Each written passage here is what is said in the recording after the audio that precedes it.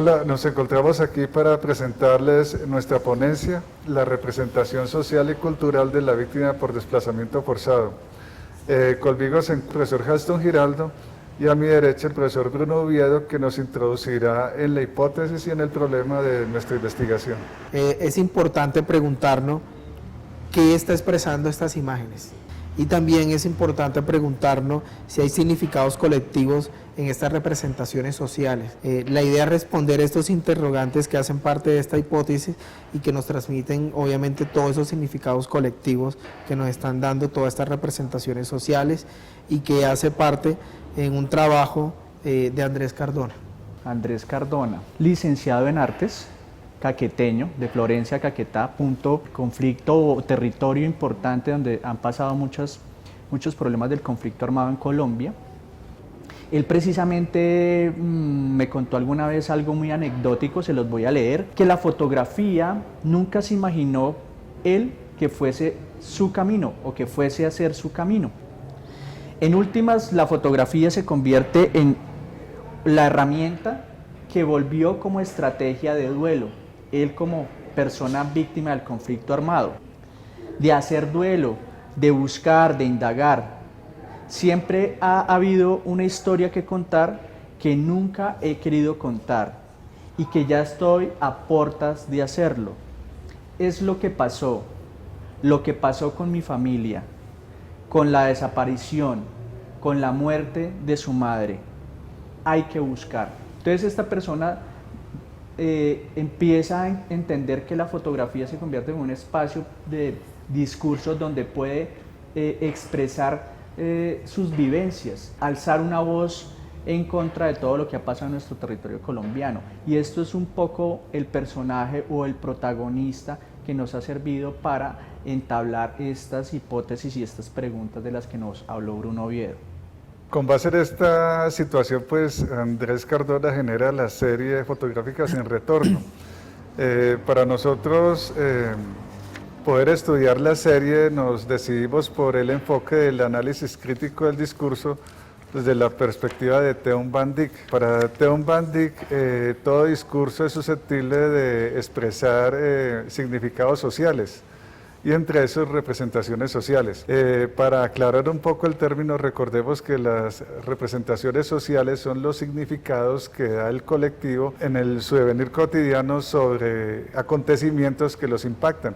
En este caso, pues tenemos el acontecimiento del desplazamiento de esta población. Esa situación genera que esta población desplazada empiece a hablar sobre ello y a generar imágenes mentales, a generar significados en torno a aquel lugar que antes fue su lugar de hábitat.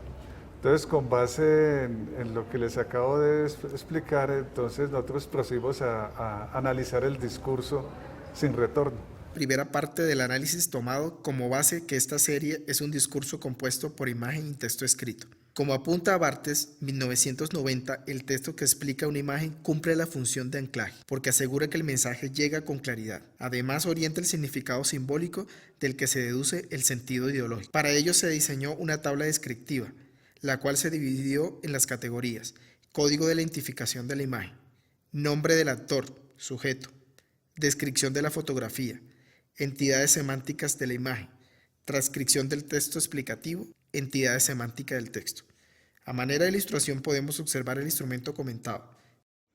Para hacer las relaciones se identificaron elementos semánticos en el sentido de que el texto visual o escrito se refería a alguien o algo de manera directa o indirecta. En este estudio, claramente el sujeto principal era quien protagonizaba la fotografía, aunque en torno a este se encontraron de manera tácita 4 más, a saber, el desplazamiento, la familia, el hogar y la subsistencia.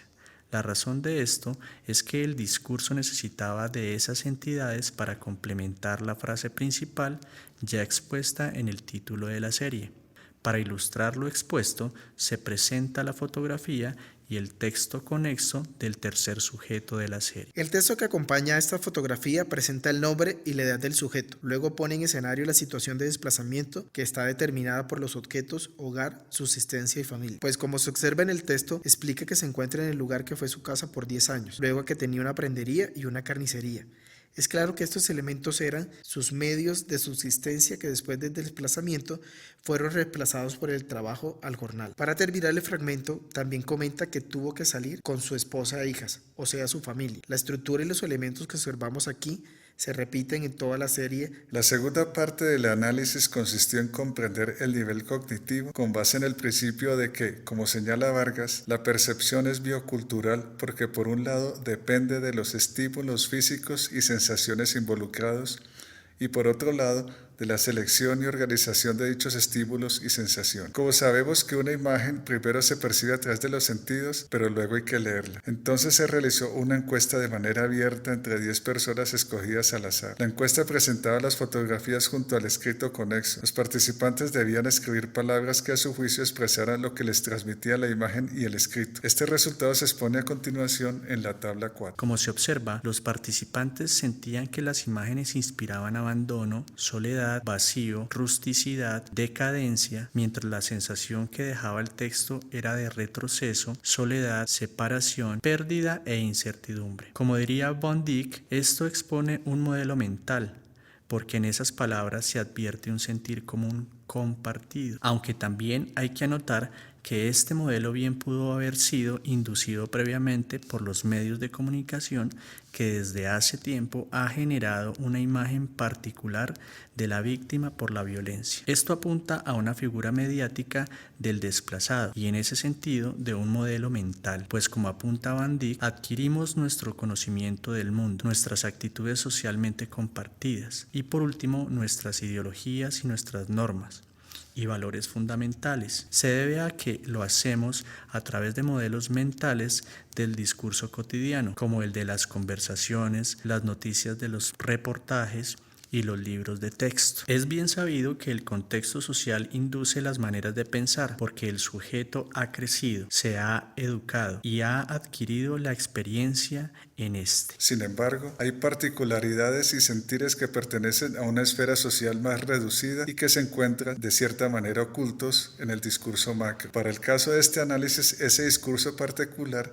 se expone en la ausencia de la mujer en las fotografías que expone la serie y en su presencia efímera en el texto escrito cuando se menciona a la esposa o a la hija. Siguiendo esta idea, esa ausencia señala que el sentido de mujer y familia se reduce a lo simbólico, es decir, a una noción cultural en la que su imagen es opacada por su función dentro de la familia, de la que la imagen visible necesariamente es el hombre. Desde el punto de vista ideológico, aquí se observa una mentalidad patriarcal subyacente al tema principal desplazado. Sin embargo, esto no está apuntando necesariamente a una subyugación del hombre sobre la mujer, sino a una mentalidad conservadora propia de las regiones rurales en donde por tradición el hombre sigue siendo la cabeza del hogar y en ese sentido el responsable de su familia. Por lo tanto, las fotografías, por un lado, transmiten el carácter recio y masculino del campesino, por otro lado, una imposibilidad, porque también está exponiendo la negación de ese carácter, pues la soledad del sujeto retratado es causada por la violencia y el desplazamiento que le negó la posibilidad de mantener o construir una familia, es decir, como se expresa popularmente, ser un hombre. Podemos concluir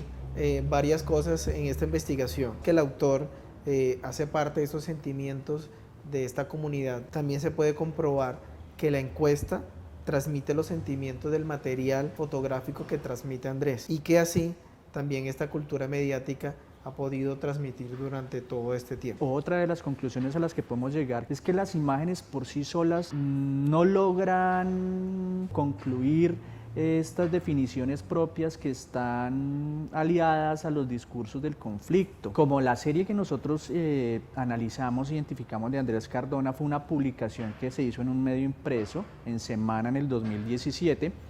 Estas imágenes estuvieron acompañadas de un texto importante, tiene la función de anclaje, como lo dice Barthes, o como lo propone Barthes, sobre que se convierte en el apalancamiento para que el discurso se complemente y se entienda de manera clara. A través de este texto sí podemos dar aporte importante para concluir y aceptar la propuesta que nos está generando Andrés con su discurso visual. Para terminar, podemos decir que si bien es cierto, logramos deducir que sí se alcanzan a transmitir representaciones sociales, también nos atrevemos a decir que expresamos esta opinión con reservas, Sí, claro. porque digamos que las representaciones sociales tradicionalmente se ubican desde la interacción social, la acción social del día a día, en el habla, etcétera. Mientras que los discursos, por ejemplo en este caso el fotográfico es restrictivo porque es, digamos, es estático, no tiene el mismo dinamismo de lo social. Entonces en ese sentido digamos que hay que avanzar más. Entonces lo que nosotros sí queremos seguir haciendo es profundizando en discursos audiovisuales principalmente, porque estamos convencidos de que estos de una u otra manera están transmitiendo lo social y de una u otra manera son ventanas a través de las cuales se transmiten esos significados. Bueno, les agradecemos que nos hayan escuchado y pues esperamos con ansias las preguntas que nos vayan a hacer, pues por supuesto vía correo electrónico. Muchas gracias.